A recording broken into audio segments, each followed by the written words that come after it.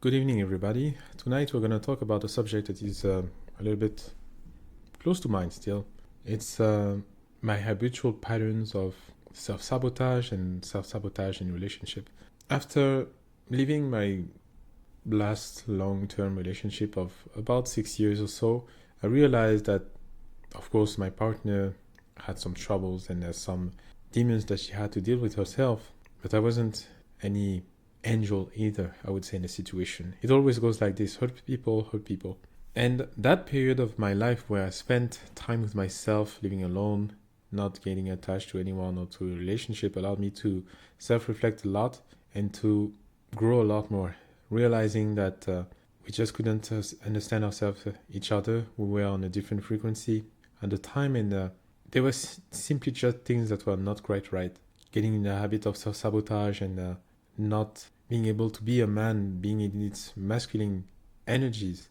I was pretty much someone that was also a doormat and had no really firm standard of himself, because mostly from a lack of self-love and a tendency to always live in one's head, which is a common habit in men.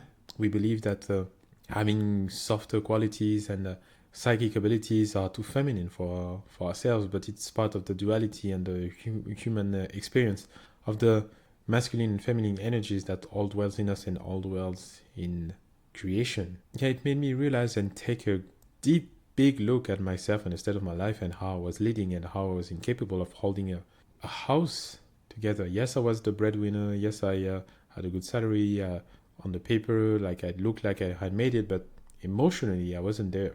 Emotionally, I wasn't there. I wasn't capable of probably even envisioning having kids, even to raise them.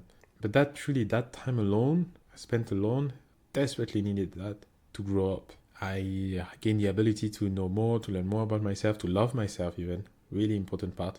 Love yourself first before loving somebody else. Because you may look into the other person what you fail to bring to yourself, what you don't bring to yourself, what you refuse to do.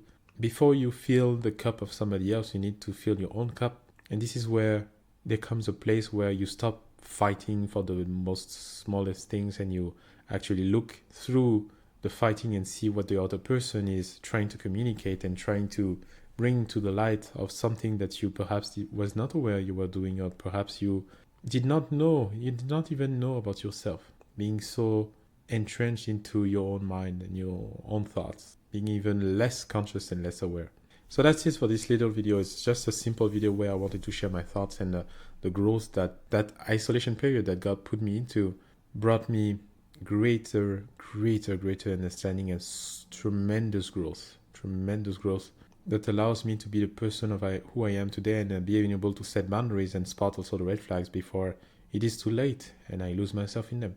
So if you like this video, please consider leaving a like and comment about any situation you might have encountered into your life that will ultimately make you realize that you were also at fault into a relationship. And I will see you in the next video.